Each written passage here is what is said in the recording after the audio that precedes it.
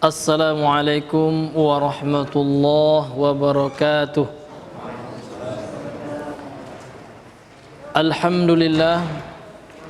Alhamdulillahi rabbil alamin wal aqibatu lil muttaqin wala udwana illa 'alal zalimin. Ashhadu an la ilaha illallah wahdahu la syarika lah wa ashhadu anna Muhammadan abduhu wa rasuluh. Allahumma salli wa sallim wa barik alaihi wa ala alihi wa ashabihi wa man sara ala nahjihi wa tamassaka bi sunnatihi ila yaumiddin. Faqala Allah ta'ala fil Qur'anil Karim, a'udzu billahi minasy syaithanir rajim. Ya ayyuhallazina amanu taqullaha haqqa tuqatih wa la tamutunna illa wa antum muslimun.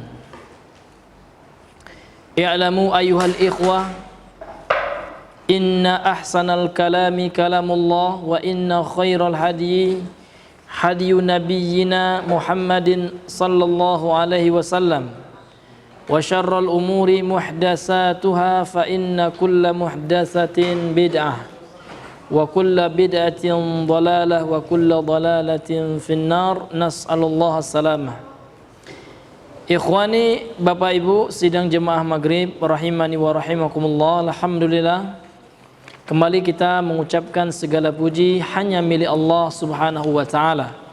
Pujian yang mengandung pengagungan, pujian yang mengandung ketundukan, yang hanya diberikan kepada Allah semata, yang tidak ada sekutu baginya. Kemudian salawat dan salam kepada Nabi besar Nabi Muhammad sallallahu alaihi wasallam. Allahumma salli ala Muhammad wa ala ali Muhammad. Taib, hadirin yang semoga dirahmati oleh Allah Subhanahu wa taala, kita kembali melanjutkan pengajian kita syarah dari kitab Tauhid, yaitu kitab Al-Mulakhas fi syarh kitab Tauhid, yaitu ringkasan dari syarah penjelasan kitab Tauhid yang disyarah oleh Syekh Dr. Shalih Al-Fauzan rahimahullahu taala wa hafizahu.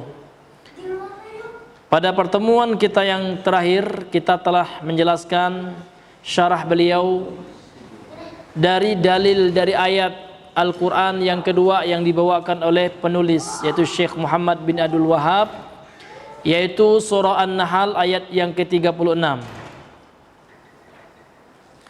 Yang mana pada pertemuan kita kemarin kita menjelaskan makna perkata dari ayat ini yang diterangkan oleh pensyarah, yaitu Syekh Shalih Al-Fauzan. Allah Subhanahu wa taala mengatakan walaqad ba'atsna. Apa arti ba'atsna kemarin, Pak? Arsalna. Arsalna artinya mengutus, kami telah mengutus. Jadi Allah mengatakan walaqad, dan sungguh, ba'atsna ay arsalna, kami telah mengutus fi kulli ummatin, pada setiap umat. Umat di sini artinya apa? Kullu ta'ifatin wa qarnin wa jilin minan nasi, setiap kelompok, setiap kurun, ya, setiap abad dan generasi dari manusia. Jil itu ya generasi, jamaknya ajyal, ya. Ajyalun, ya, jilun, ya, generasi. Kemudian beliau juga menjelaskan kepada kita makna dari kata rasul. Rasul itu maknanya kemarin apa, Bang? Ya, man uhiya ilaihi bi syar'in wa umira bitablighihi. Siapa saja yang Allah wahyukan kepadanya syariat dan Allah diperintahkan dia untuk menyampaikan syariat tersebut. Nah, itu adalah rasul.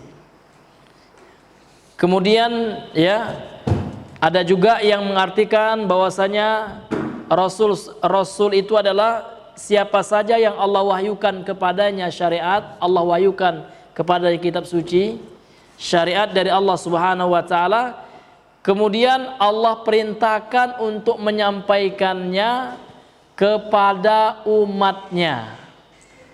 Kalau rasul, ada yang juga ulama yang mengartikan yang Allah berikan kepadanya wahyu namun tidak diperintahkan untuk menyampaikan kepada umatnya. Ada juga yang mengartikan Rasul itu siapa saja yang Allah wahyukan kepadanya wahyu, syariat, Allah perintahkan untuk menyampaikan kepada kaumnya.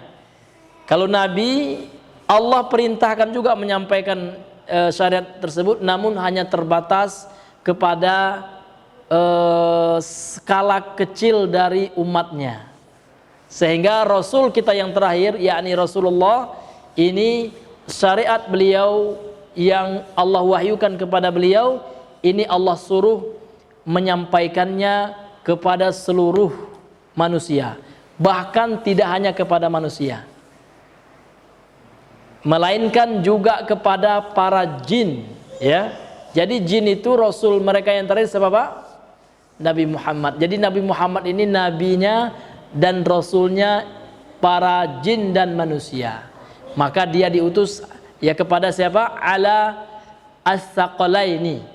As-saqalan ini artinya jin dan manusia. Ini ya.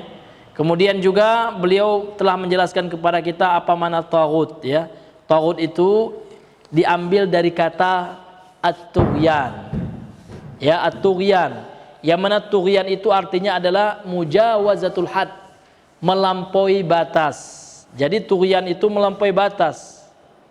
Maka beliau mengatakan fa kullu ma'ubida min dunillahi wa huwa radin bil ibadati fa huwa taghutun, ya. Maka seluruh yang disembah selain Allah dan dia ridho untuk disembah, maka itulah taghut. Ini salah satu definisi ya makna dari taghut. Jadi taghut itu adalah segala sesuatu yang disembah selain Allah dan dia ridho. Ini Pak ya, harus ada penjelasan kaitannya apa, qaidnya ya, penjelasannya. Wa huwa radin. Ada juga yang disembah selain Allah namun dia tidak ridho. Seperti siapa Pak? Nabi Isa. Nabi Isa juga disembah. Akan tetapi bolehkah kita katakan Nabi Isa taghut? Enggak. Karena Nabi Isa tidak ridho untuk disembah. Begitu juga Nabi Muhammad. Ya kan, ada orang yang mengkultuskan beliau, bahkan meminta kepada Nabi Muhammad sallallahu alaihi wasallam, namun Nabi Muhammad tidak ridho. Bahkan beliau berdoa dalam sebuah riwayat yang diriwayatkan oleh Imam Malik dalam Muwatta'nya, kata Nabi SAW, Allahumma la taj'al qabri wasanan yu'badu. Allahumma ya Allah, la taj'al qabri, janganlah engkau jadikan kuburanku wasanan, seperti berhala, yu'badu, yang disembah. Karena Rasulullah SAW tahu, ya kan, di akhir zaman ya pasti ada kelompok dari umatnya yang hulu, yang melebihi batas, melampaui batas di dalam mengagungkan kuburan beliau sallallahu alaihi wasallam. Bahkan ya kan, mengagungkan kuburan yang mana levelnya di bawah Nabi, para wali. Mana yang lebih afdal Pak? Wali atau Nabi? Nabi Muhammad. Karena Nabi Muhammad itu adalah Sayyidul Aulia. Beliau itu adalah sayyidnya, pembesarnya segala wali di dunia ini. Ya. Nabi Muhammad saja tidak mau kuburannya diagungkan, kuburannya dibangun, ya kan? Bahkan beliau memerintahkan, wala qabran musyrifan illa sawaitahu. Ini wasiat beliau kepada Ali bin Abi Thalib ya, dalam Sahih Muslim ini. Dan tidaklah engkau mendapati kuburan yang ditinggikan kecuali engkau ratakan wahai Ali, kata beliau. Maka beliau tidak mau ya kuburan beliau ditinggikan karena akan diagungkan oleh manusia. Taib, kita sekarang masuk kepada lanjutan dari pembahasan kita yang kemarin. Ya, qala asy-syarihu hafizahullahu taala, al-ma'nal ijmaliyu lil ayah. Makna secara umum dari ayat-ayat yang mana Bang? Pak? Surah An-Nahl ayat 36 di atas ya. Annallaha subhanahu wa ta'ala yukhbiru annahu arsala fi kulli ta'ifatin wa qarnin minan nasi rasulan. Sesungguhnya Allah subhanahu wa ta'ala mengkabarkan bahwasanya dia, yakni Allah, telah mengutus pada setiap kelompok, setiap kurun dan setiap manusia ada seorang rasul. Apa fungsi, apa tujuan rasul tersebut Allah utus? Yad'uhum ila ibadatillahi, supaya Rasul tersebut menyeru mereka, menyeru umatnya untuk beribadah hanya kepada Allah semata. Wa tarki ibadati ma siwahu, dan meninggalkan setiap peribadahan yang ditujukan kepada selainnya, selain Allah Subhanahu wa taala. Inilah ya tujuan Nabi Rasul yang Allah utus. Ya, berdasarkan nas dari surah An-Nahl ayat 36 di atas ya. Falam yazal yursilur rusula ilan nasi bidzalika mundu hadatsa syirku fi bani Adam fi ahdi Nuhin ila an khatamahum bi Muhammadin sallallahu alaihi wasallam. Dan Allah senantiasa mengutus setiap rasul ya, seorang rasul ya. Allah Subhanahu wa taala lam yazal yursilu rusula, akan selalu mengirim para rasul gitu kepada manusia. Bizalika, karena hal itu ya, itu siapa? Dijelaskan di sini. Mundu hadatsa syirku, semenjak terjadinya kesyirikan fi bani Adama, pada anak keturunan Adam. Kapan pertama kali terjadi kesyirikan pada anak Adam? Kapan, Pak? Ini dijelaskan, dan ini sepakat para ulama seluruhnya, Pak ya, bahwasanya peristiwa kesyirikan pertama kali terjadi adalah fi ahdi Nuhin alaihi salam ya, pada masa Nabi Nuh alaihi salatu wassalam. Makanya ya, kalau Bapak baca ya kan surah Nuh itu, ketika Nabi Nuh siang malam mengajak umatnya, siang malam Pak ya, qala rabbi inni da'utu qaumi laila wa nahara, kata beliau. Nuh berkata, Rabbi, Tuhanku, inni da'utu qaumi laila wa nahara, sesungguhnya aku telah berdakwah mengajak kaumku siang malam gitu ya. Ya, untuk mentauhidkan Allah Subhanahu wa taala. Namun mereka mengatakan wa qalu la tadharu alihatakum. Mereka pembesar-pembesar umat Nabi Nuh mengatakan la tadharu alihatakum wala tadharu wadda wala suwa'a wala yaghutsa wa ya'uq wa nasra. Nah, itu semua Pak nama-nama orang-orang soleh itu. Itu nama orang soleh semuanya Pak. Ya, Bapak bisa baca tafsirnya ketika ditafsirkan oleh para ulama kita, diantaranya Imam At-Tabari, Imam Baghawi, atau yang ringkas Imam Ibnu Katsir, ya kan? Ketika meninggal orang-orang soleh di kalangan Nabi Nuh, ini diriwayatkan oleh beliau dari Imam Ibnu Abbas, ya kan? Dinukilkan perkataan Ibnu Abbas ketika mentafsirkan surah Nuh ini.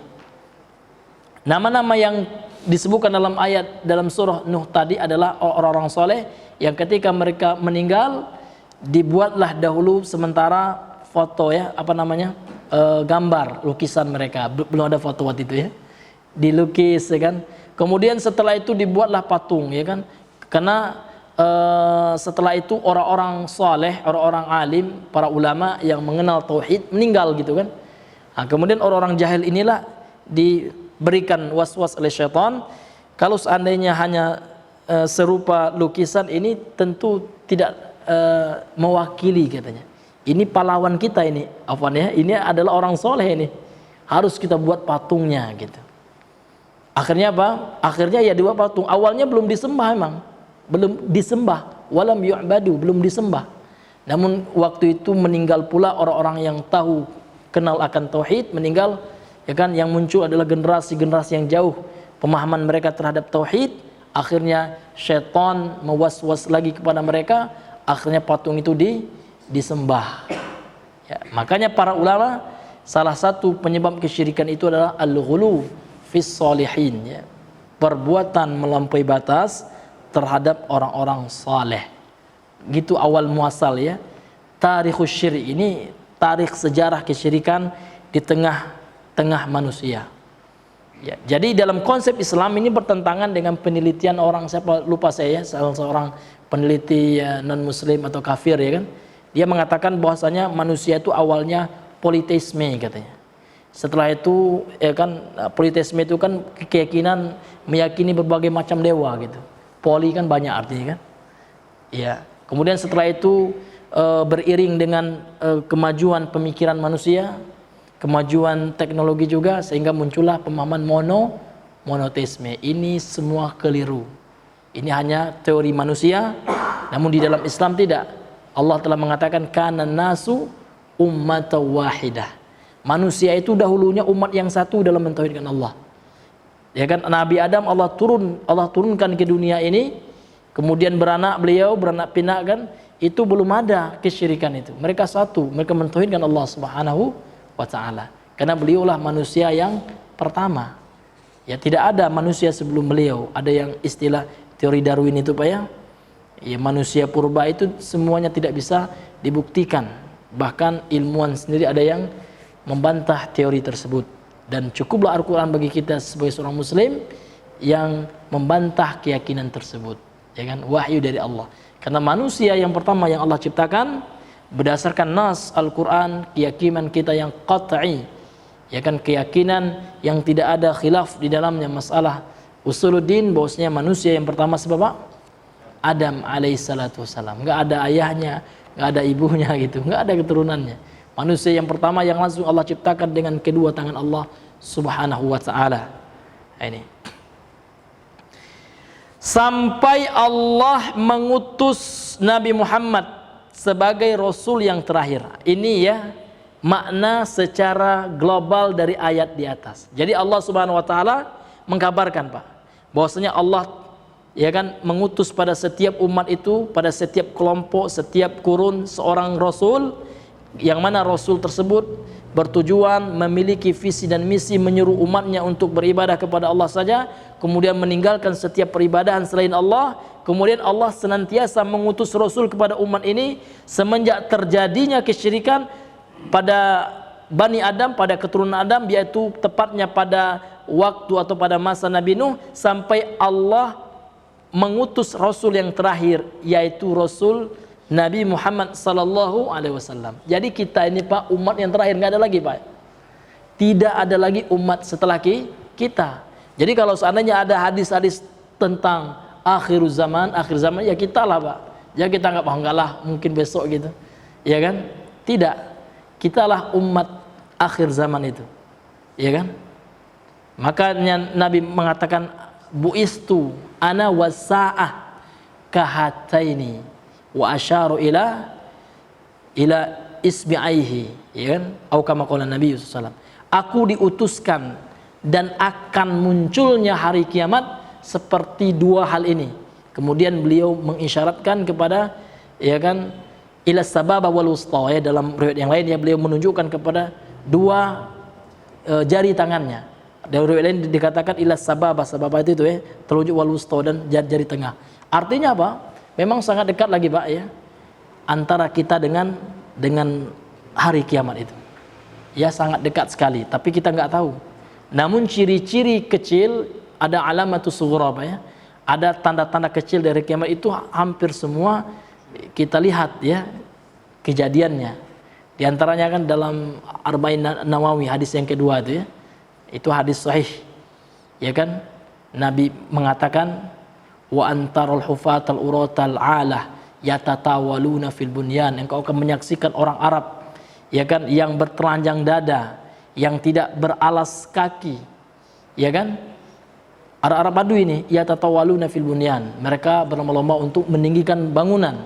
Maka kalau kita lihat Pak, bangunan yang paling tinggi di dunia sekarang di mana Pak? Di Arab, ya, di Dubai, ya kan, ya. Ini luar biasa ya. Ini ada termasuk nubuahnya Nabi ya, termasuk mukjizatnya Nabi Muhammad SAW, bahwasanya beliau memang sudah diwahyukan oleh Allah sesuatu yang akan terjadi di akhir zaman. Ini sudah kita bisa saksikan. Ini makna ijmal ya, makna global dari ayat ini. Munasabatul ayati lil babi, ya, apa keterkaitan ayat di atas dengan bab tentang tauhid? Apa kaitannya dengan tauhid? Qala, beliau mengatakan di sini, anna da'wata ila tauhidi wa nahya 'anil syirki hiya muhimmatu jami'ir rusuli wa atba'ihim. Keterkaitan ayat dengan babnya adalah sesungguhnya dakwah kepada tauhid dan melarang daripada kesyirikan, dia adalah profesi ya, tugas seluruh para rasul dan pengikut-pengikutnya. Ingat Pak, tidak hanya rasul tugas, ya kan, menyampaikan tauhid, mengajak manusia kepada tauhid, melarang manusia untuk berbuat syirik. Ini bukan hanya muhimmatur rusul, tidak hanya tugas para rasul, namun ini juga tugas para pengikut rasul. Kita pengikut rasul ya. Iya. Kita pengikut rasul yang terakhir. Apa kata Allah Subhanahu wa taala dalam ayat yang sangat ma'ruf dalam surah Yusuf itu Pak? Qul, katakanlah wahai Muhammad, hazihi sabili ad'u ilallah, aku mengajak manusia kepada Allah, itu mentauhidkan Allah, ya kan, mentauhidkan Allah dan mencegah manusia dari kesyirikan. Itu dakwah yang pertama kali para nabi dan rasul. Qul hadhihi sabili ad'u ilallah ala basiratin ana wa manittaba'ani wa ma ana minal musyrikin. Katakanlah wahai Muhammad, kata Allah, hazihi sabili ad'u ilallahi ala basiratin, saya mengajak berdakwah kepada Allah di atas petunjuk, di atas ilmu, itu basirah ya. Ya. Ana wa manittaba'ani, ini adalah jalanku dan jalan siapa saja yang mengikutiku. Kata siapa Pak? Kata Nabi yang mulia sallallahu alaihi wasallam, wa ma ana minal musyrikin, dan aku bukanlah termasuk orang-orang yang berbuat syirik kepada Allah.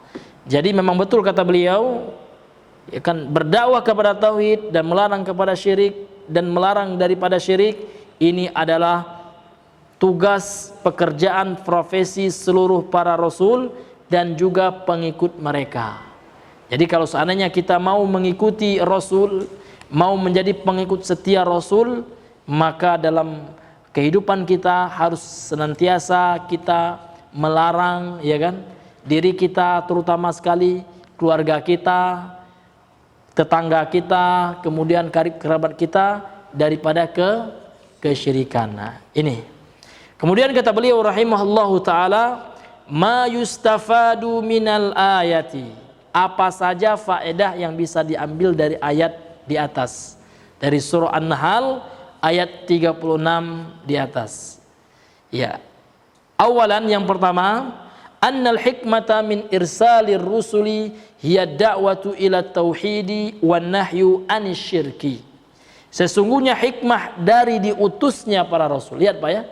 Apa hikmah dari Allah mengutus setiap para rasul itu? Apa hikmah itu? Artinya tujuan ya.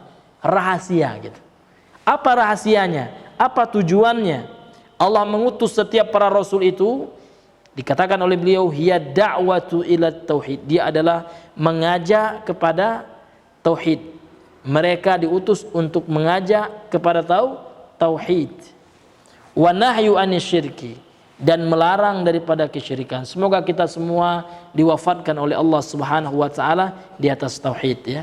Kalau seandainya dalam hati kita tauhid, kita mengagungkan tauhid, insyaallah sebelum kita meninggal Allah mudahkan kita untuk mengucapkan kalimat tauhid la ilaha illallah.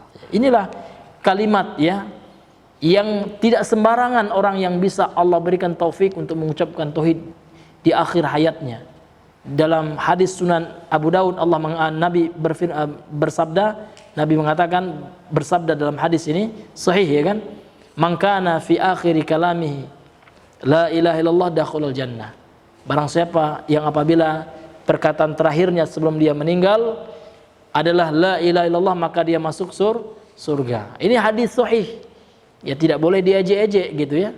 Ada orang yang mengatakan sekarang ya, iya kalau seandainya hanya cukup dengan perkataan seperti itu, ini sesamalah dengan bin Salabin gitu ya.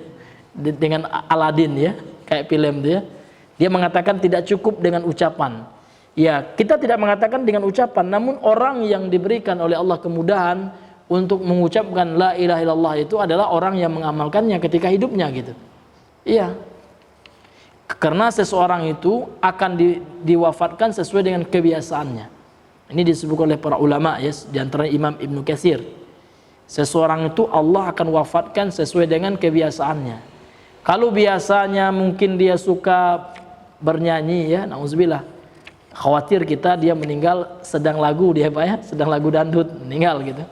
Tapi kebiasaannya misalkan dia suka beramal saleh, dia suka mengucapkan kalimat tauhid ini, ya mudah-mudahan dia meninggal mengucapkan kalimat tauhid ini. Ya, ini hadirin yang dimuliakan oleh Allah Subhanahu wa taala. Kemudian yang kedua, anna dinal anbiya'i wahidun. Ya, sesungguhnya agama para nabi itu satu. Ini Pak ya, usul pondasi dasar daripada keyakinan agama para nabi itu satu. Yang berbeda itu adalah syariatnya. Ini yang berbeda. Namun secara umum tujuan visi misi setiap agama samawi, agama yang Allah ridhoi tersebut, ya kan, agamanya mulai dari Nabi Adam, Nabi Nuh sampai Nabi yang terakhir Nabi kita Muhammad, semuanya sama. Wa huwa ikhlasul ibadati lillahi wa tarkus syirki, itu Pak ya intinya. Dia adalah mengikhlaskan ibadah hanya kepada Allah saja dan meninggalkan kesyirikan. Seluruh para nabi dan rasul itu inti agamanya. Ya, itu tauhid keyakinannya. Cuma yang nanti yang berbeda adalah furu'iyah. Bukan masalah usuliyah, namun masalah cabang, ya. Misalkan dalam syariat, ya, dalam syariat Nabi Nabi Musa, ya kan, orang yang akan bertobat, ya kan, maka disyariatkan untuk bunuh diri, gitu. Dalam syariat Nabi Muhammad sudah dihapus itu, ya, seperti itu. Dalam masalah syariat, semua syariat para nabi sebelum Nabi Muhammad itu sudah diamandemen, gitu Pak ya, sudah expire lah gitu. Karena syariat Nabi Muhammad adalah penyempurna, sebagai nasikh, penghapus daripada syariat-syariat Nabi sebelumnya. Jadi syariat Nabi sebelumnya mansukh, ya kan, sesuatu yang sudah dihapus hukumnya. Namun kalau seandainya syariat dari Nabi terdahulu tidak bertentangan dengan syariat Nabi Muhammad, bahkan ditakrir, ya, ditekankan oleh Nabi, direstui oleh Nabi yang mulia SAW, ini bisa menjadi syariat bagi kita. Di antara contohnya adalah puasa yang paling afdal. Maka Nabi mengatakan afdalus siyami siyamu nabiyillahi Daud. Puasa yang paling afdal, yang paling utama adalah puasa Nabi Allah Daud. Ini Sahih Bukhari ini, ya kan? Bagaimana bentuk puasanya Nabi Daud? Sehari puasa, sehari enggak. Itu adalah puasanya Nabi Daud seperti itu, Pak. Subhanallah, ya. Ya, ada dulu teman kita, demikian juga orang tua kita, ya, di Sumanik, ya, namanya Pak Jepi, ya, masya Allah, beliau sebelum mengamalkan puasa Nabi Daud itu, beliau cerita Pak, beliau memiliki penyakit yang banyak gitu, ya, komplikasi malah. Namun alhamdulillah, ya kan, dengan ikhtiar beliau berpuasa, kemudian dengan izin Allah Subhanahu wa taala, ya, penyakit tersebut bisa diatasi gitu, ya, minimal bisa meminimalisir, ya, penyakit yang beliau ini kan, ya, yang beliau rasakan gitu. Alhamdulillah sampai sekarang, ya, saya dengar berita beliau tetap sehat, ya, ya. Ya. 6. Ya, ini sudah bertahun-tahun, ya kan, beliau mengamalkan itu, ya. Iya, lebih 10 tahun, ya. Ya, lebih 10 tahun, ya, saudara kita itu, orang tua kita, waktu kami tinggal di Batu Sangkar dulu, ya, di Sumanik, ya. Beliau mengamalkan puasa Nabi Daud tersebut. Subhanallah, Pak, ya. Ya, kalau Bapak ingin coba itu luar biasa, Pak. Kalau Bapak sudah puasa itu, jadi nggak apalah puasa-puasa yang lain itu nggak dihitung lagi, Pak. Ya, jadi nggak ada lagi puasa Ayyamul Bid, ya kan? Nggak ada lagi puasa Senin Kemis, ya. Kenapa, Pak? Karena itu sudah seafdolnya. Dibandingkan puasa Senin Kemis sudah afdol, sudah puasa Nabi Daud itu. Dibandingkan dengan puasa Arafah, puasa apa, udah. Ya kan? Kalau kita sudah menjalankan itu saja lagi. Saseko itu B lagi gitu. Gitu syariatnya gitu. Namun kalau bertepatan harinya bisa digabung niatnya. Misal waktu ini misalkan hari Senin, misalkan besok hari Sabtu lah misalkan. Rupanya bertepatan dengan puasa Arafah. Ya bisa kita gabung, Pak. Ya kan? Kita gabung waktunya. Tapi kalau seandainya pas bertepatan dengan puasa Arafah, kita lagi nggak puasa di puasa Daud, mana yang kita dulukan? Tetap puasa Daud, karena dia lebih afdol, ya kan, lebih afdol dari seluruh puasa kecuali puasa wajib, ya kan. Puasa wajib apa aja tuh, Pak? Puasa Ramadan, puasa qadha, kemudian puasa nazar, kemudian puasa kafaroh. Ada 4 ya, Pak, ya. Puasa Ramadan ya, Pak, ya. Ya, puasa Ramadan ya puasa qadha itu Pak, mungkin di bulan Ramadan Bapak nggak sempat puasa karena sakit mungkin, atau istri Bapak mungkin lagi kedatangan bulan gitu, itu diganti, itu namanya puasa qadha ya. Itu wajib itu ya, hukum kalau nggak diganti berdosa dia ya. Ya. Kemudian yang ketiga puasa nazar. Bapak bernazar misalnya, kalau seandainya saya lulus PNS misalkan, ya tes PNS misalkan, saya puasa 2 hari, ya, itu wajib Pak. Kalau nggak berpuasa dia berdosa dia. Ya, atau puasa kafaroh, dia melanggar sumpah misalkan, ya kan, melanggar sumpah, maka dia tebus dengan diantaranya berpuasa, atau nggak sanggup berpuasa kan sebutkan dalam hadisnya membayar makan, seperti itu. Itu dibahas dalam masalah fikih gitu ya. Kemudian pelajaran yang ketiga dari ayat ini, dari surah An-Nahl ayat 36 ini, salisan yang ketiga, anna risalata ammat kullal umami wa qamatil hujjatu ala kullil ibad. Sesungguhnya risalah, ya, maksudnya di sini adalah risalah Nabi Muhammad sallallahu alaihi wasallam, ammat kullal umami, ini meliputi seluruh umat, mau umat manusia maupun umat jin, mau bangsa Indonesia, ya kan, bangsa Arab, bangsa Amerika, seluruh manusia loh, seluruh umat yang ada di dunia ini, maka risalah Nabi Muhammad SAW ini meliputi itu semua. Jadi risalah Nabi ini Pak, tidak hanya untuk orang Arab gitu, tidak hanya bagi suku Quraisy, tidak hanya bagi Bani Ismail, ya, karena memang beliau ini garis keturunannya Nabi Muhammad SAW itu dari Ismail ya. Ya, makanya orang Yahudi kan hasad mereka. Biasanya Nabi itu dari Bani Israel. Israel itu adalah nama lain dari Yakub, dari keturunan Yakub. Ya, Yakub itu anak siapa Bang? Ishak. Ya. Jadi Ishak ini kan punya saudara namanya Ismail. Ya. Nabi Muhammad itu garis keturunan beliau nyambung ke Ismail. Ya kan, orang Yahudi ini enggak ke Nabi Ishak gitu. Nah, makanya sebenarnya kan beradik kakak itulah gitu kan. Ya kan, enggak terlalu jauh lah gitu kan. Namun karena hasad tadi seperti itu. Jadi intinya risalah Nabi Muhammad ini ammat kullal umam, ini meliputi setiap umat. Wa qamatil hujjatu ala kulli ibad, dan telah tegak hujjah atas seluruh hamba.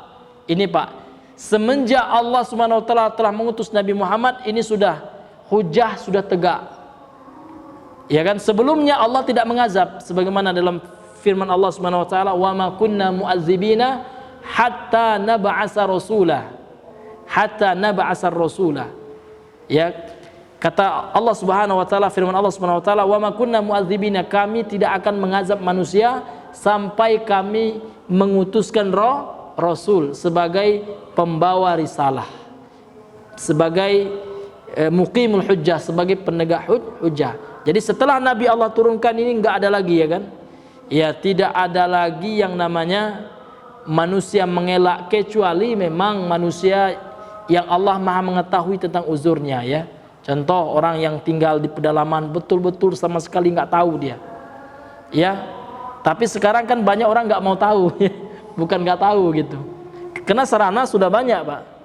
Ya kan, jangan, tidak bisa lagi orang berasal saya nggak paham tentang sholat itu gimana. Padahal media untuk belajar, sarana untuk belajar sudah banyak. Ya kan? Makanya di HP itu jangan ya nonton dandun aja Pak gitu.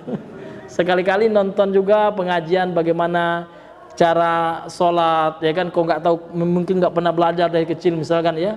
Ada juga orang yang berasal seperti itu, saya nggak pernah sekolah Pak Ustaz, gimana ini kan? Ya baca bisa nggak? Bisa, ya udah gitu ya. Ya makanya ya kita gunakan sarana yang ada, wasilah yang ada untuk menuntut ilmu agama. Ya. Orang tidak wajib masuk pesantren Pak, nggak wajib. Masuk perkuliahan agama nggak wajib, namun yang wajib mengamalkan agama. Jadi pengamalan agama ini tidak untuk anak pesantren ya Pak ya. Jadi kita belajar agama, belajar bahasa Arab, ya kan, bukan untuk anak pesantren itu Pak, untuk kita setiap muslim. Bahkan saya pernah lihat ya beberapa tahun yang lalu ada seorang muslim Korea Pak, anak kecil belajar bahasa Arab ya. ya kan, ditanya oleh orang Arab dia. Orang Arab ini kagum, ini anak kecil ya. Orang Korea lagi mu'alaf gitu. Ya, limadha tata'allamul arabiyyah, kata. Kenapa kamu belajar bahasa Arab? Li'annani muslim. Karena aku seorang muslim. Subhanallah, Pak ya. Kita mungkin sudah dari kecil ya, Pak ya, apa menjadi muslim, mungkin datuk-datuk kita muslim juga ya kan. Tapi kenapa masih awam? Jadi awam itu bukan karena orang, karena kita juga. Kita yang nggak mau belajar. Maka alhamdulillah Pak, sekarang sudah banyak dibuka apa namanya itu, halaqah-halaqah bahasa Arab. Waktu saya dulu Pak awal kenal sunnah ini, SMA sekolah umum satu Pak ya, saya pingin sekali belajar bahasa Arab, tapi nggak ada di tempat saya itu Pak. Iya, waktu itu tahun 2005 itu Pak ya. Saya sangat pingin baca, sampai saya pernah beli kamusnya saja gitu. Karena saya bukan juga waktu SMA itu kan SMA umum juga. Waktu kuliah di IAIN ya kan, ini ingin apa namanya itu, ingin belajar bahasa Arab les gitu kan. Dicari-cari nggak ada juga gitu Pak ya. Yang ada waktu itu saya ingat ya kan, Ustadz Elfi Syam itu buka kursus ya kan. Waktu itu bayar pula, kalau nggak salah sebulannya 300.000 gitu. Saya nggak ada uang waktu itu, tinggal aja di masjid ya, jadi marbot. Aduh nggak ada. Ya kan. Nah, setelah kuliah beberapa lama di IAIN Pak, saya putuskan untuk mondok gitu kan. Dan saya bertekad dalam hati saya, kalau seandainya saya bisa bahasa Arab, akan saya ajarkan banyak orang yang butuh, kan seperti itu. Ya kan? Saya akan mendekatkan apa nama itu, kalau saya mampu ada waktu, insya Allah saya ajarkan. Karena memang saya awal-awal mengenal agama ini ingin belajar bahasa Arab sulit gitu Pak. Ya kan? Ya seperti itu. Jadi ini ya kan harapan kita kepada para ikhwan, ya jangan kita merasa nggak ada waktu gitu Pak. Ini nikmat yang besar tuh, ya kan? Masih ada yang mau mengajarkan bahasa Arab, itu nikmat yang besar Pak. Ya kan, itu yang saya rasakan di awal kenal agama lah gitu, ingin belajar bahasa Arab, nggak ketemu sama sekali ya. Ada kursus waktu itu mahal pula gitu. Gitu Pak ya. Ini. Maka untuk itu sekarang kan sudah banyak yang buka ya, ada di Kebun Daging gitu kan. Ada di mana lagi Pak? Di Ubay gitu ya. Iya, itu suatu kesempatan itu ya. Ya itu harus antum serius gitu ya. Karena kita nggak tahu apakah kesempatan itu masih ada. Bahkan sekarang banyak ya di media massa juga bisa, atau melalui channel-channel YouTube gitu kan. Namun kan kalau secara langsung itu tentu lebih enak gitu kan. Kalau secara langsung itu tentu kita kalau ada yang nggak paham bisa langsung bertanya. Dan nggak apa-apa Pak, untuk murojaah kita bisa menggunakan media-media yang ada. Ya kan, setelah kita belajar, misalkan sekarang belajar Dusulughah ya kan, nanti didengar lagi di YouTube siapa ustadznya gitu kan. Ya, untuk apa? Untuk supaya pengetahuan kita menjadi lebih bagus gitu Pak ya, lebih banyak gitu. Ini ya, ini saran saya kepada kaum muslimin Bapak sekalian, terutama untuk diri saya sendiri ya, bagaimana kita memotivasi untuk belajar agama ini. Kemudian rabi'an, yang keempat, izamu sya'ni tauhid wa annahu wajibun ala jami'il umami. Ya. Agungnya kedudukan tauhid, besarnya kedudukan tauhid. Dan sesungguhnya tauhid itu adalah kewajiban atas seluruh umat. Jadi tauhid itu Pak, kedudukannya luar biasa, sangat agung sekali. Karena tauhid itu adalah haknya Allah Subhanahu wa taala. Jadi ketika orang mentauhidkan Allah, berarti dia sudah memberikan haknya Allah Subhanahu wa taala. Dalilnya banyak sekali ya Pak ya, di antaranya hadis sahih Muslim. Ya, hadis dari Muaz bin Jabal. Muaz bin Jabal pernah berkata, kuntu radifan Nabi sallallahu alaihi wasallam, dahulu saya pernah berbonceng kepada Nabi ala himarin, di atas keledai. Fakultu ya Rasulullah, kemudian saya bertanya, wahai Rasulullah, kemudian faqala li afwan, kemudian Rasulullah bertanya kepadaku, ya Muaz, atadri ma haqqullahi 'alal ibadi wa ma haqqul ibadi 'alallah. Lantas Rasulullah bertanya kepadaku, kata Muaz bin Jabal ini, wahai Muaz, atadri, tahukah engkau, ma haqqullahi, apa haknya Allah 'alal ibad, atas para hambanya, wa ma haqqul ibadi 'alallah, dan apa hak hambanya atas Allah. Qultullah wa rasuluhu alam. Kemudian aku mengatakan Allah dan Rasulnya lebih mengetahui. Lantas Nabi menjelaskan, qala fa inna haqqallahi 'alal ibad, sesungguhnya hak Allah atas hambanya, ayya'buduhu wa la yusyriku bihi syai'an. ayya'buduhu wa la yusyriku bihi syai'an. Hendaknya mereka beribadah saja kepadaku, menyembah hanya kepadaku. Artinya mentauhidkan Allah dalam peribadahan, wa la yusyriku bihi syai'an. Kemudian mereka tidak berbuat syirik sedikit pun kepadaku. Wa haqqal ibadi 'ala Allah, sedangkan hak hamba kepada Allah, alla yu'azziba, Allah tidak akan mengazab artinya. Man la yusyriku billahi syai'an, barang siapa yang tidak berbuat syirik sedikit pun kepada Allah Subhanahu wa taala. Makanya Pak ya, orang yang tidak berbuat syirik kepada Allah ini meskipun berbuat dosa besar namun dia tidak menghalalkan dosa tersebut, ya kan, ini catatannya, maka dia sudah bebas dari kekekalan di neraka. Dia sudah bebas dari kekekalan di neraka. Karena lambat laun mungkin dia diazab dulu di neraka sesuai dengan dosa besar yang dilakukan, namun lambat laun dia akan diampuni oleh Allah karena tauhid yang ada dalam hatinya. Ini besarnya faedah tauhid, agungnya kedudukan tauhid. Kemudian yang kelima, khamisan, yang kelima, fil ayati ma fi la ilaha illallah minan nafi wal isbat. Di dalam ayat itu terdapat rukun-rukun la ilallah, ya, daripada penafian dan pengisbatan. Ini Pak ya, dua rukun daripada la ilaha illallah. Terdapat dalilnya di ayat ini Pak. Ya kan, mana ada dalil nafi dalam ayat ini Pak? Wajtanibut taghut. Ini nafi Pak ya.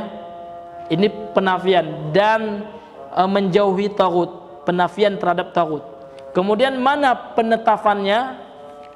Wa'budullaha, ini ya, beribadahlah hanya kepada Allah saja. Itu namanya isbat, penetapan. Penafiannya mana Pak?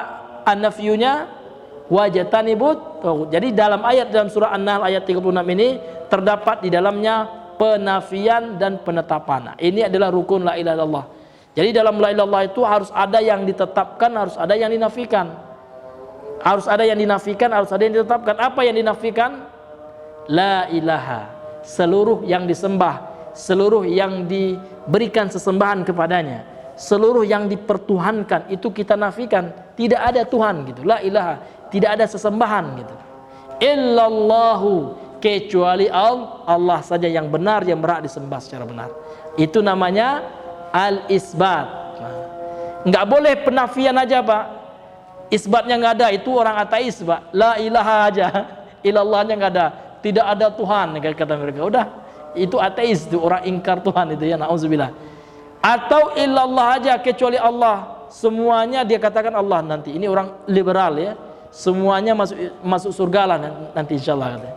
Kan agama yang beda, tujuan kan Allah juga katanya. Kan itu subhatnya kan. Karena mereka tidak ada penafian. Kita menafikan segala satu yang dipertuhankan, ya kan, orang yang dipertuhankan, Isa yang dipertuhankan oleh Nasrani, kita nafikan itu. Atau patung-patung dewa-dewa yang dipertuhankan oleh orang-orang musyrikin, ya, orang musyrik ya, itu kita nafikan dan kita tetapkan hanya Allah semata gitu. Baik, ya, karena waktu Isya sudah masuk, insyaallah kita lanjutkan sedikit nanti sesudah salat Isya ya. Subhanakallahumma bihamdika asyhadu an la ilaha illa anta astaghfiruka wa atubu ilaik. Assalamualaikum warahmatullahi wabarakatuh.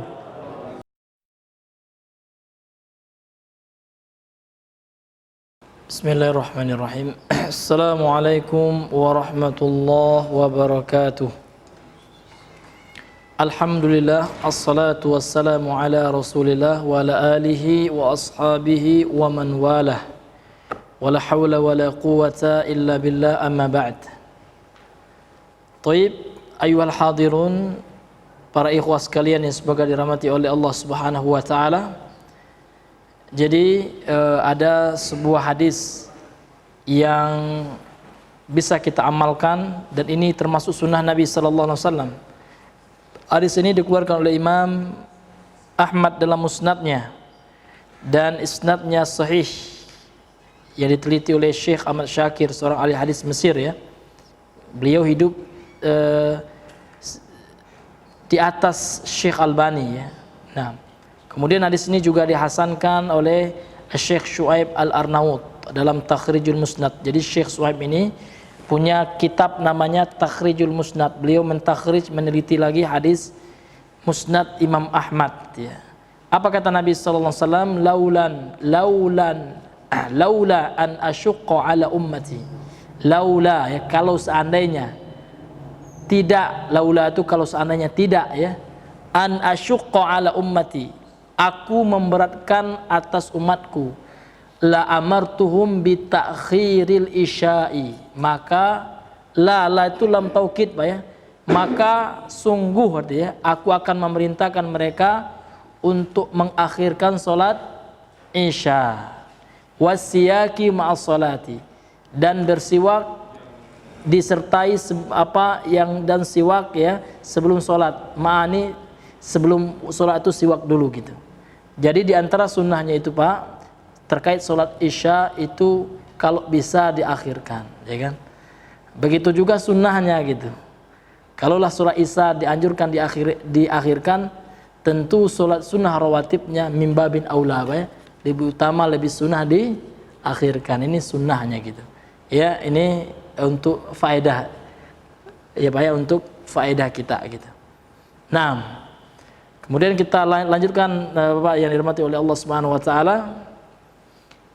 Yang kelima tadi ya, yang kelima, jadi dalam ayat fil ayati, dalam ayat tadi surah An-Nahl ayat 36 di depan tadi ya, terdapat di dalamnya syarat la ilaha illallah minan nafyi wal isbat. Itu syaratnya Pak, an-nafyu wal isbatu, penafian dan pengisbatan. Mana penafian di sini Pak? Wajtanibut taghut. Isbatnya mana? Wa'budullaha, itu isbatnya gitu.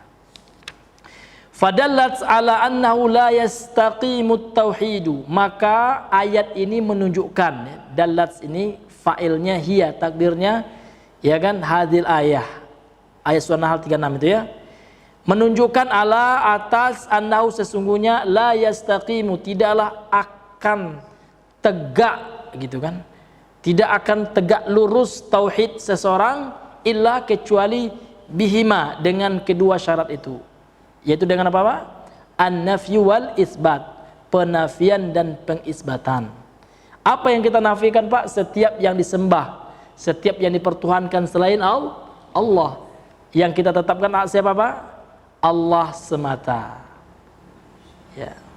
Wa anna nafyal mahdha, dan sesungguhnya penapian saja ya, penapian murni ya kan, tanpa penetapan, laisa bitauhidin, ini bukanlah bagian dari tauhid, ini bukanlah tauhid gitu ya. Jadi kalau seandainya ada orang mengatakan la ilaha saja, tidak ada sesembahan katanya, jadi ateis ya, seperti yang kita katakan tadi. Supaya bukanlah dia dikatakan muwahhid, orang yang bertauhid. Wal isbatal mahdha, dan penetapan saja, laisa bitauhid, ini juga bukan tauhid. Ya kan, kecuali Allah, hanya batu dianggap Allah juga. Ya kan, kan batu kan Allah yang menciptakan gitu. Kan seperti itu. Ya. Ada juga tokoh liberal sekarang ya Pak ya, kasihan kita padahal sudah tua gitu Pak. Ya, namun followernya banyak gitu, subscriber di channelnya banyak gitu ya. Dia ingin membela agama kufur ya, agama Kristen kan Allah juga yang menciptakan katanya. Nah, kenapa kok kita menyalahkan gitu? Itu main otak, itu kata orang Minang itu main akal ya, dengan akal pun bisa menjawabnya. Babi Allah juga menciptakan Pak ya kan. Kalau kita maaf ya, kalau kasar kita ngomong tai, Allah juga yang menciptakan. Apakah benar boleh kita konsumsi tai? Kan najis. Begitu juga kalau dalilnya agama-agama non muslim itu juga, agama kafir itu juga Allah yang menciptakan, itu bukan menunjukkan itu boleh. Ada sesuatu Allah ciptakan untuk Allah uji kita, sesuatu Allah ciptakan namun dilarang dia ya, seperti itu ya. Nah, ini luar biasa Pak ya, pemikiran-pemikiran liberal sekarang ingin mengajak manusia menjadi manusia plural katanya. Itulah pluralis, semua agama sama. Nauzubillah min dzalik. Kalau semua agama sama, nggak usah Nabi diutus lagi Pak ya. Udah, agama Quraisy sama juga, penyembah berhala sama juga. Ya kan, nggak usah Nabi berdakwah lagi kan gitu. Agama sudah sama semua, udah. Ini sebuah kekeliruan yang nyata Pak ya. Bahkan sebuah dakwah ajakan kepada kekufuran ini harus ditentang Pak ya. Harus dijelaskan kepada umat ini. Ya kan? Namun alhamdulillah ya sudah banyak juga kaum muslimin, tokoh-tokoh agama kita yang sudah merespon, mengkonter pemikiran seperti ini. Ini jelas ya kan? Ya, ini jelas sangat menyesatkan umat gitu. Ini hadirin yang dimuliakan oleh Allah Subhanahu wa taala. Baik, sekarang kita masuk kepada dalil yang ketiga yang beliau bawakan yang masih terkait dengan kitab tauhid, pembahasan tentang tauhid ya. Jadi dalam kitab tauhid ini ada bab-babnya, ada subbabnya nanti. Ya kan, secara besar, secara garis besar pembahasan kita ada kitab tauhid, nanti ada subbabnya gitu. Ya, babnya itu Pak kalau di buku yang syarah yang saya miliki ya di halaman yang ke-23, kalau di buku saya kan terbitan Mesir ya, Darut Taqwa ini pada halaman 23. Babu fadli tauhidi wa ma yukaffiru minaz-dzunub. Ini babnya, ini subbabnya. Jadi ayat-ayat yang beliau bahas ini tentang dalil-dalil tauhid secara umum itu yang dijelaskan oleh Syekh Shalih Al-Fauzan gitu. Wa qauluhu, dan firman-Nya Allah Ta'ala, wa qadha rabbuka alla ta'budu illa iyyahu wa bil walidaini ihsana. Ini beliau penggal sampai di sini ya. Karena ini menjadi syahid Pak ya. Ini menjadi penguat tentang tauhid. Kalau kita lanjutkan ayat ini, imma yablughanna 'indakal kibaru ahaduhuma aw kilahuma fala taqul lahumu uffin wa la tanharhuma wa qul lahuma qawlan karima. Surah Al-Isra ayat 23. Apa kata Allah Subhanahu wa taala? Wa qadha rabbuka. Fa'ilnya Rabb ya. Kalau kita terjemahkan sesuai dengan konteks bahasa Indonesia, subjek predikat ya. Rabbmu sudah menetapkan. Namun qadha di sini kalau kita lihat syarahnya adalah ada dua ya. Amara wa wassa. Dalam ya saya cek juga di tafsir Ibnu Katsir juga wawassa. Qadha di situ artinya wassa, yuwassi artinya mewasiatkan. Artinya Rabb kalian, Rabb engkau wahai Nabi Muhammad, wahai Muhammad, ini kan kembali kepada Nabi Muhammad. Namun untuk umatnya secara umum. Rabbmu, Tuhanmu telah mewasiatkan dan Tuhanmu telah mewasiatkan. Allah ta'budu, janganlah kalian menyembah sekalian. Janganlah kalian ini kita gitu manusia. Janganlah kalian menyembah, enggak boleh menyembah, enggak boleh beribadah gitu ya. Illa iyyahu, kecuali kepada Allah. Ini penafian juga ini. Allah ta'budu, janganlah, ini larangan. Lam di sini ya kan lam nahiyah. Di mana kita tahu Pak? Kenapa kita tahu itu lam nahiyah? Ini pentingnya kita belajar nahwu ya kan? Karena fungsinya menjazmkan fiil mudhari. Asal kata ta'buduna. Ya kan tanda jazmnya dengan hasfu harfin nun, dengan hasfu nun gitu. Tapi kalau lam nafiyah dia tidak beramalan gitu. Nah ini Pak ya pentingnya kita nanti belajar kaidah nahwu gitu ya. Jadi alla ta'budu, janganlah kalian menyembah gitu. Janganlah kalian beribadah illa, ini pengecualian, mustasna, pengecualian. Illa iyyahu, kecuali hanya kepadanya. Hanya kepada siapa Pak? Allah. Wabil walidaini ihsana, dan kepada kedua orang tua hendaknya kalian ya berbuat baik. Qadha dalam ayat ini kata Syekh, qala Syekh Shalih Al-Fauzan hafizahullah, Syekh Shalih Al-Fauzan mengatakan qadha di sini bermakna amara wa wassa. Artinya dan Tuhanmu dan Rabb engkau gitu, dan Rabbmu telah memerintahkan dan telah mewasiatkan gitu ya. Telah memerintahkan dan telah mewasiatkan. Wal muradu bil qada'i huna al qada'u syar'iyyu ad-diniyyu. Yang dimaksud, yang dikehendaki, yang dimaksud dengan qada' ya perintah dan wasiat di sini adalah perintah yang sifatnya syar'i dan perintah yang merupakan bagian dari agama. Lal qada'ul qadariyul kauniyyu, bukan ketetapan perintah wasiat yang bersifat ketetapan kauni. Kauni ini ya sesuatu yang bukan bagian dari syariat Allah Subhanahu wa taala. Ini Pak. Apa maksudnya Pak? Di sini qada ya, ketetapan Allah ataupun perintah Allah itu dibagi dua. Ya, pembagian ini tentu berdasarkan nas Al-Qur'an dan Sunnah, mafhum ya, pemahaman dari Al-Qur'an dan Sunnah. Memang nggak ada hadis Nabi mengatakan ya qada ada dua, enggak ada. Namun pembagian ini dalam rangka memudahkan kita memahami dalil-dalil yang banyak, ya kan? Yang dalil-dalil yang banyak dalam Al-Quran dan Sunnah yang belum disatukan gitu. Itulah fungsinya taksimat, ya kan? Apalagi kalau kita belajar fikih Pak, ada pembagian wudu, syarat-syarat wudu, kan nggak ada hadisnya Nabi mengatakan syarat-syarat wudu ada 6, nggak ada. Tapi yang ke-6 itu ada dalam hadis yang terpisah-pisah. Jadi pembagian itu cuman untuk apa Pak? Cuman untuk memudahkan kita gitu. Kalau sahabat langsung paham dia, ya kan? Dari hadis-hadis Nabi yang mereka dengar langsung paham, ya kan? Seperti itu. Jadi para ulama itu namanya ijtihad, ya kan? Ya, ijtihad para ulama di dalam memudahkan untuk memahami nas Al-Quran dan Sunnah gitu. Seperti itu. Jadi perintah Allah atau ketetapan Allah dibagi dua. Ada yang syar'i, ya kan? Ada yang qadari atau yang al-kauni. Yang syar'i ini Pak, perintah Allah Subhanahu wa taala yang berupa syariat. Dan semuanya dicintai oleh Allah Subhanahu wa taala, dan manusia di dalamnya diberikan pilihan dan ikhtiar. Jadi setiap syariat Allah yang turun, apa syariat mentauhidkan Allah. Beda dengan kauniyah nanti Pak. Kauniyah itu Pak ada yang Allah cintai dan ada yang Allah tidak Allah cintai. Contoh, Allah menciptakan kekufuran. Ini termasuk ketetapan Allah, ya kan, yang kauniyah ini. Kenapa? Karena kekufuran itu tidak Allah cintai gitu. Tapi dia terjadi. Karena kauniyah itu artinya sesuatu yang pasti terjadi.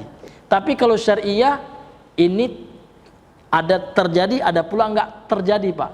Contoh beriman. Tidak semua orang yang beriman, itu syariat Allah itu.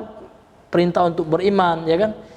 Ada yang terjadi orang yang ingin beriman, dia ingin menjalankan syariat Allah, dia mendapatkan hidayah, maka dia bisa mengamalkan iman itu. Ada pula yang tidak beriman gitu. Salat lah misal. Salat itu adalah perintah Allah yang sifatnya syariah. Karena ada yang melakukannya, ada pula yang tidak melakukannya. Sesuai dengan ikhtiar orang tersebut. Seperti itu. Tapi kalau seandainya misal kita dijadikan oleh Allah sebagai laki-laki sekarang, ini namanya kauniyah ini Pak. Ya kan? Karena kita sesuatu itu pasti terjadi pada kita gitu. Kita tidak bisa merubahnya gitu kan. Itu yang kauniyah itu Pak. Jadi kauniyah itu Pak sesuatu yang pasti terjadi gitu.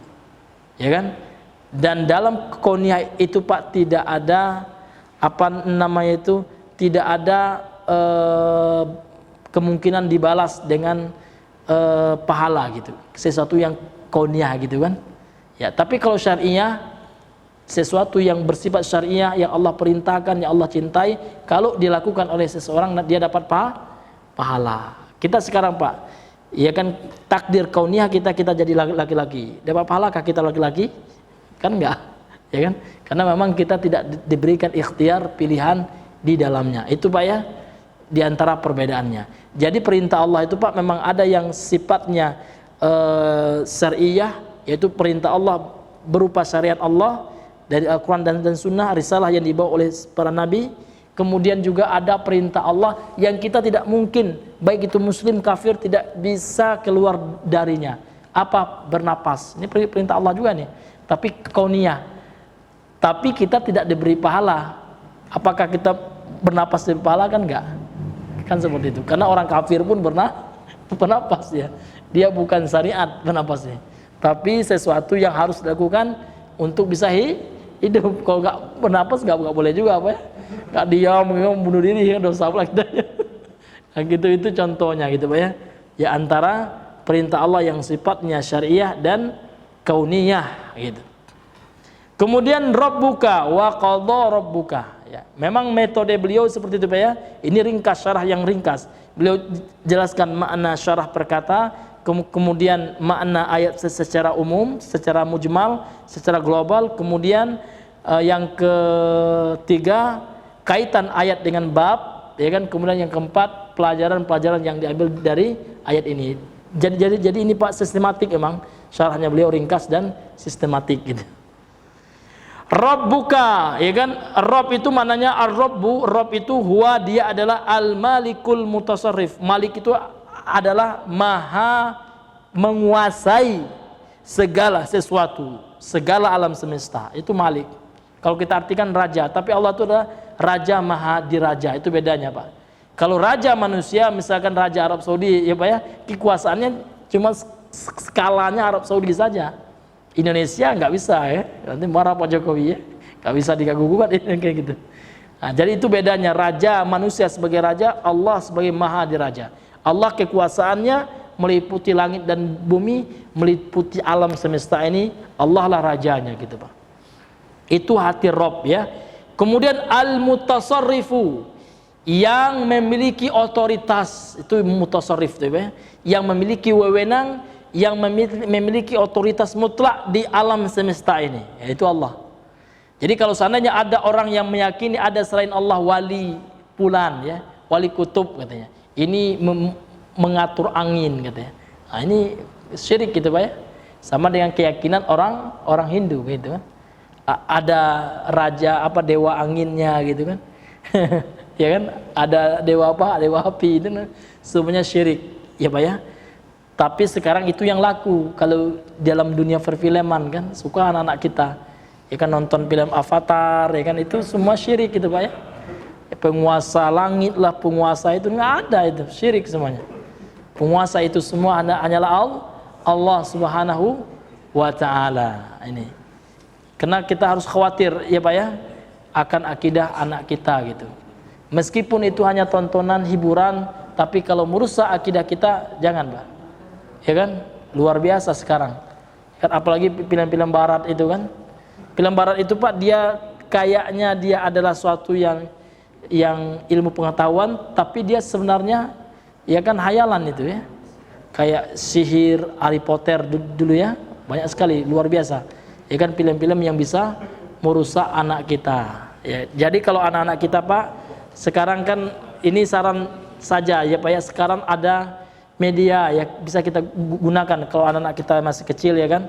Ada YouFit Kids, itu bagus itu ya. Karena di situ tidak ditampilkan wajah ya kan. Kemudian melatih anak kita menghafalkan huruf hijaiyah, bagus. Seperti itu Pak ya. Ya, 6. Alladzi rabba jami'al alamina bi ni'matihi, yang telah mengatur seluruh.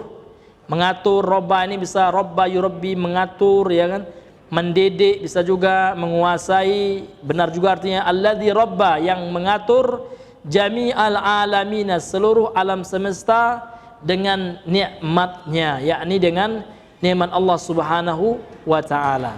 Jadi alam ini Pak, ini jamak alamin, ini jamak dari kata alam. Alam ini dijelaskan oleh para ulama artinya adalah kullu ma siwallahi, itu alam Pak ya. Kullu ma siwallahi, segala sesuatu selain Allah itu alam. Ya, apapun makhluk itu alam ya. Yang Allah ciptakan selain Allah itu alam. Ya kan, ada alam dunia, ini semuanya alam. Ya Pak ya, malaikat itu alam. Kita manusia Allah ciptakan alam. Bahkan benda-benda yang ada di sekitar kita dalam bahasa Arab itu alam juga Pak ya. HP ini alam juga Pak ya. Karena ini termasuk selain Allah. Jadi segala sesuatu selain Allah, makhluk-makhluk Allah, ini dalam bahasa Arabnya artinya alam. Apa Pak? Ya hampir sama Pak. Itu sinonim lah gitu Pak ya. Hampir sama. Penggunaannya saja yang beda, hurufnya saja yang beda, katanya saja yang beda, yang maknanya sama. Karena alam itu segala sesuatu selain Allah, makhluk artinya ciptaan Allah. Karena segala sesuatu selain Allah itu adalah ciptaan Allah. Jadi secara makna dia sama. Ya. Allah ta'budu illa iyyahu. Janganlah kalian beribadah kecuali kepadanya. Yaitu anta'buduhu, beribadahlah engkau kepadanya, wala ta'budu ghairahu, dan janganlah kalian beribadahlah kalian kepadanya, wala ta'budu ghairahu, dan janganlah kalian beribadah kepada selain Allah. Itu maknanya. Jadi Allah menyuruh kita untuk selalu beribadah hanya kepada Allah. Jadi seluruh ibadah yang kita lakukan hanya untuk Allah, itu yang Allah suruh gitu Pak ya. Alla ta'budu illa iyyah gitu. Dan janganlah kalian beribadah kepada selain Allah. Jangan berikan ibadah kita kepada selain Allah. Jangan kita meminta kepada selain Allah, jangan berdoa ya kan. Jangan berharap ya kan, jangan takut ibadah maksudnya ya kan. Jangan berharap harapan yang mengandung ibadah. Contoh harapan untuk dimasukkan ke dalam surga, jangan kita berharap kepada selain Allah. Harapan untuk dimasukkan ke dalam surga, harapan untuk dibebaskan dari neraka, jangan kita berharap kepada selain Allah, itu maksudnya. Jadi kita berharap hanya kepada Allah pada sesuatu hal yang menjadi kekhususan bagi Allah Subhanahu wa taala. Ya. Baik ya. Karena sudah jam 8 ini, Pak.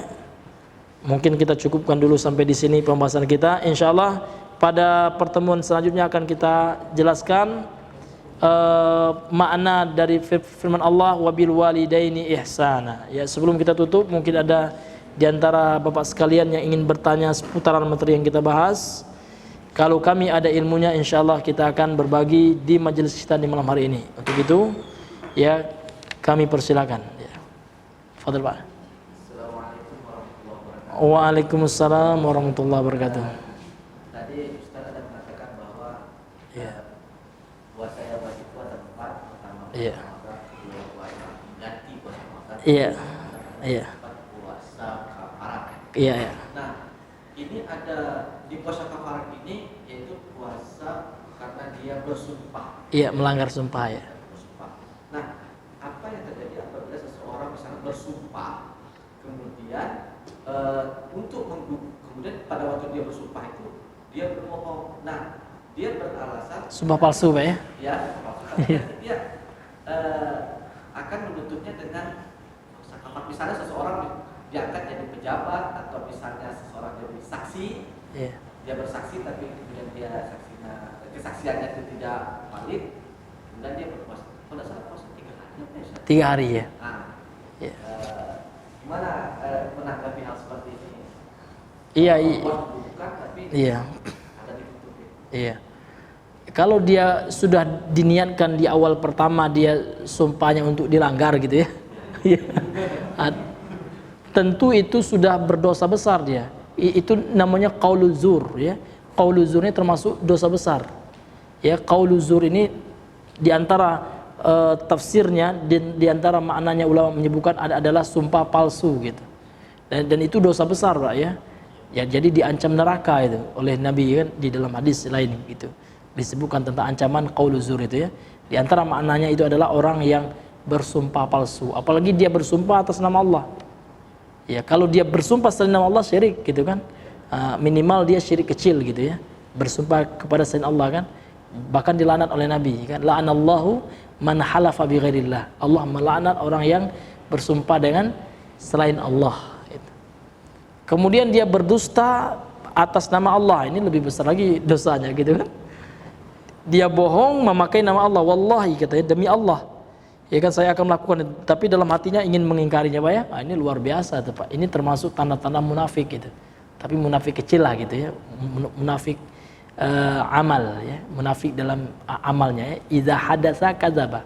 Apabila dia berbicara, termasuk bicara itu kan sumpah bagian dari bicara, dia berdusta gitu. Ya. Kemudian kalau dia langgar ya tetap juga dia mendapat kafarat itu, namun plus dia berdosa gitu, Pak. Iya.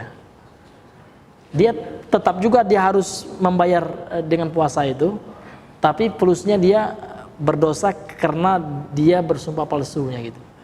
Ya, kalau dia langgar sumpahnya itu tetap juga dia berpuasa itu, dia bayar kafarat itu, kemudian dia tetap berdosa juga. Jadi fungsi puasanya untuk apa ya, Ustaz? Iya. Bukan untuk karena dia bersumpah apa tadi? Untuk melanggar sumpahnya, fungsi puasanya tadi itu apa? Iya, fungsi puasa itu karena dia melanggar sumpahnya gitu. Oh, Iya. dipisahkan ya? Iya, dipisahkan. Iya kan, dipisahkan. Ya kan, walaupun dia awalnya kan kalau puasa itu kan bagi siapa saja melanggar sumpahnya, baik itu disengaja maupun tidak disengaja gitu. Orang ini kan disengaja, jadi dua dosanya gitu, ya kan.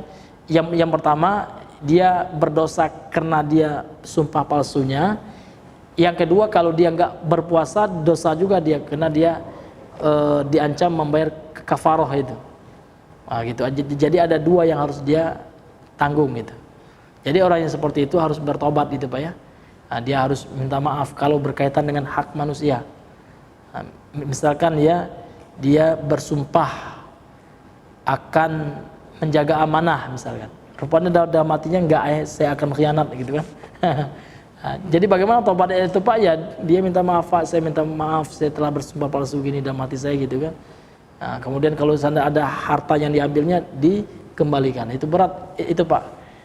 Karena itu termasuk berbohong itu. Karena kalau kita berbohong dan merugikan orang itu, misalkan nama baiknya yang tercemari karena kita berbohong itu termasuk kita melanggar kehormatan seseorang.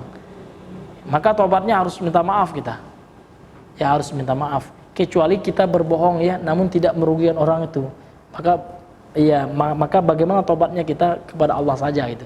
Tapi kalau merugikan orang yang kita bohongi tersebut, misalkan karena kebohongan kita ada uangnya yang hilang gitu kan, menipu bohong ya, atau karena kebohongan kita ada kehormatannya yang terlanggar gitu ya, mungkin akhirnya dia kena fitnah gitu kan, akhirnya nama baiknya tercemari karena perkataan bohong yang kita sampaikan. Nah, itu bahaya itu Pak ya, harus minta maaf itu ya, karena nanti urusannya sampai ke akhirat itu Pak ya.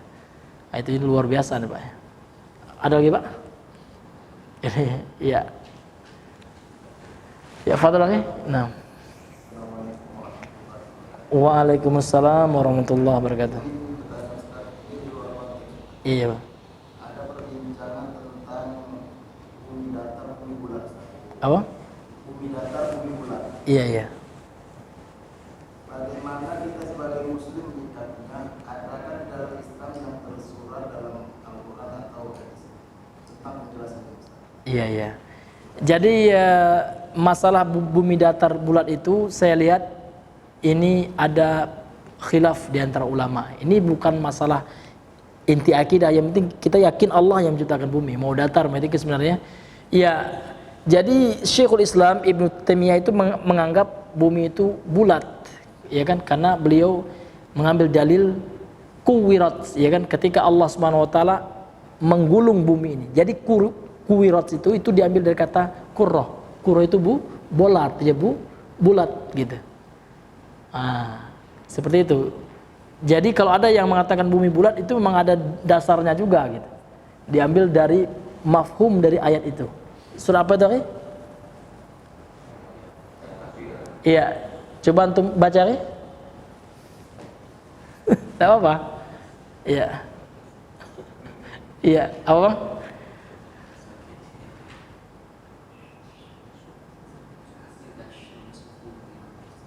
Iya. Ya. Apa nama itu dalam ayat yang lainnya juga kan, kalau itu kan yang matahari Bang, yang buminya gitu. Iya. Iya. Jadi ada juga di dalam ayat itu, ini saya baca ya Pak ya, termasuk ulama mengatakan bumi itu bulat adalah Syekh Islam Ibnu Taimiyah, beliau berdalilkan dengan itu ya. Jadi yang kuret itu ada beberapa ayat ya, yang tadi itu kan mengenai matahari gitu ya.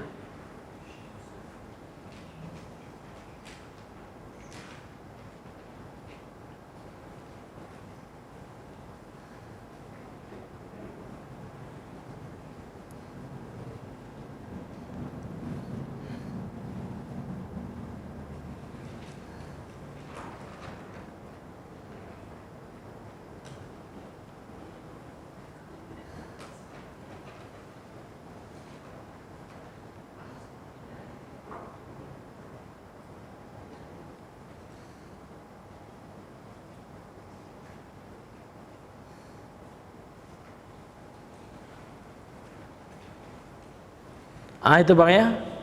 Iya. Kemudian ada juga yang mengatakan bumi itu hamparan. Ya Bang, ini berdasarkan ayat juga. Ya kan, itu adalah dalam surat apa Bang? Dalam surat Asy-Syams ya.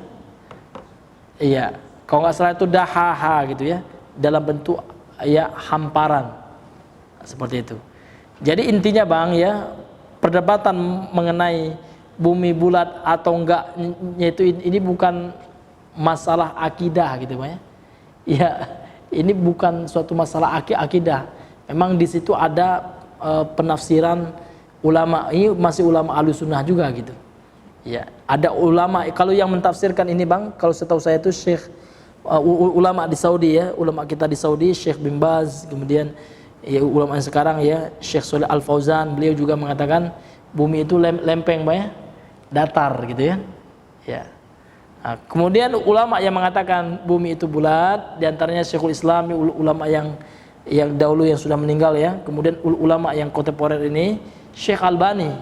Ya, Syekh Albani dalam fatwanya beliau ditanya tentang masalah bumi apakah bulat, maka beliau mengatakan bulat ya. Ya, itu bisa dilihat di fatwa beliau. Kalau nggak salah di YouTube ada tuh suara beliau ya. Dalam bentuk rekaman suara ada, dan beliau mengemukakan dalil juga yang dari Al-Quran dan Sunnah seperti itu kan. Ya, jadi berdasarkan pemahaman itu beliau berkesimpulan seperti itu. Jadi itu masalah bumi bulat dan datar itu, kalau saya sendiri melihat itu adalah bukanlah inti akidah. Yang penting orang yakin yang membuatnya Allah yang menciptakannya. Baik itu dia bulat, lonjong atau apa, yang penting ulama ada dalil ya kan. Maka ya kita bertoleransi ya, kalau kita ngambil pendapat bumi bulat kita tahu dalilnya misalkan, nggak apa-apa ya kan, tanpa kita menyalahkan gitu ya, seperti itu. Kecuali pemahamannya bertentangan betul, nggak ada sandaran dalilnya ya kan, ya kan. Misalkan ada yang mengatakan bumi itu lonjong misalkan, bulan enggak ya kan, ini tanpa dalil ya Bang ya, tanpa dalil dari Al-Quran dan Sunnah, tentu itu kita tidak terima ya Bang ya. Jadi intinya Bang, kalau masalah itu ya ini bukan masalah usul ya Bang ya. Kemudian faedahnya pun ya kan tidak terlalu berarti dalam akidah kita gitu ya. Baik itu bumi bulat ya kan ya. Nah, namun kalau seandainya kita memahami dalilnya yang Abang pahami, misalkan sekarang bumi itu datar ya kan, dengan dalil-dalilnya yang Abang pahami ya kan, nggak apa-apa berpendapat seperti itu ya. Seperti itu ya. Dan kalau ada yang mengatakan bulat dengan dalil-dalilnya, dan kita pun bertoleransi dalam masalah ini gitu. Yang penting ini ulama mengatakan bukanlah termasuk bagian ya dari apa namanya itu, dari masalah inti ya, usul daripada akidah itu. Cuman wallahu a'lam bishawab. Ada lagi Bang? Ya, kalau tidak ada, kita tutup dengan doa kafaratul majlis. Subhanakallahumma bihamdika asyhadu an la ilaha illa anta astaghfiruka wa atubu ilaik. Assalamualaikum warahmatullahi wabarakatuh.